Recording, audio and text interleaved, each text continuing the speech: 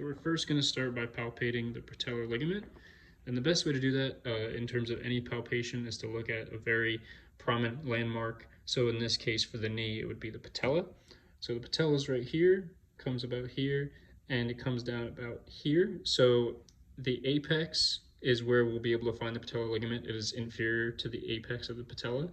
So if we come down to the apex, a little bit underneath, we find that joint end space. And the best way to feel it is if you go like left to right. It's a really good way to get in there and feel the patellar ligament. In terms of the description for how it feels, it's kind of like a connective tissue. It's a little spongy. It's definitely not as hard as the patella. You can definitely feel that drop off inferiorly from the patella into the patellar ligament. So we're going to palpate vastus medialis. So again, with any palpation, it's good to come towards a big prominent landmark like the patella. We're going to go medial to the patella on the medial side of the knee, and then we're going to hit the medial epicondyle. We're going to scoot back a little bit, and this whole area up in this region is our vastus medialis. This would be rectus femoris in the middle, and vastus lateralis would be on the lateral aspect. So this right here would be vastus medialis. And would you mind contracting your leg? We might be able to see it. So right in here. So this is rectus femoris right here. This is vastus lateralis, and this right here would be vastus medialis. So next we're going to palpate the greater trochanter. So if we come to the patella right here, we go laterally, we find our lateral epicondyle, and we move superior to the lateral epicondyle.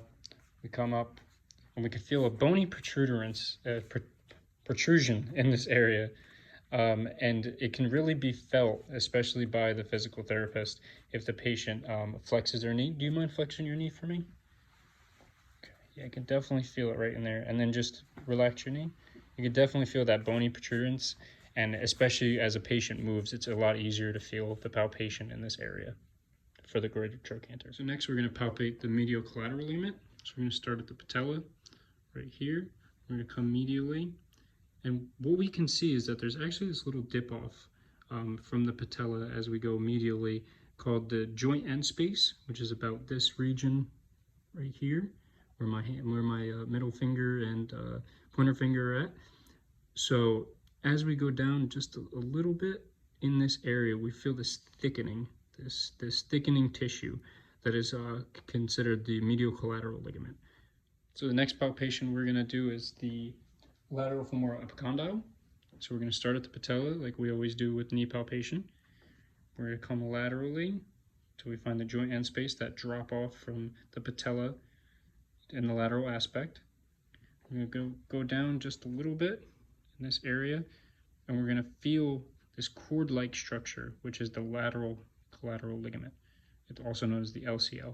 And as we come down right about here, we feel this bony protruderance, which is also known as the lateral femoral epicondyle.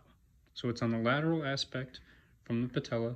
We come down, just to recap everything, we come down, we have this joint end space about here, come down a little more, we feel this lateral LCL right here, it's a cord-like structure, come down a little bit, and we feel this protrusion, this bony protrusion right here. That's the lateral femoral epicondyle.